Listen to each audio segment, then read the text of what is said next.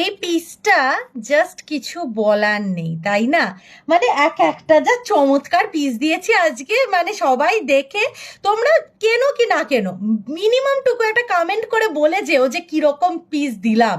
Price যাচ্ছে হচ্ছে 430, চলে যাচ্ছে 20 রুপিস অফ অন কমেন্টিং, মানে হচ্ছে 410 রুপিস, 410 টাকা।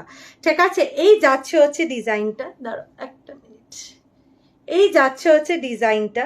এগুলো কিন্তু প্রত্যেকটা 18 to 19 ইঞ্চেসের চেনটে পড়েছে ঠিক করে। এই যে এরম যাবে, একটুখানি দাঁড়াও, আমি একটুখানি এটাকে লাগিয়ে নিই, না হলে হয়তো লুকটা আমি ঠিক করে, এবার কি এসছে লুকটা? ঠিক আছে, এই যাচ্ছে হচ্ছে পিসটা, this is how the piece looks. ঠিক আছে, অসম্ভব সুন্দর দেখতে, অসম্ভব সুন্দর দেখতে।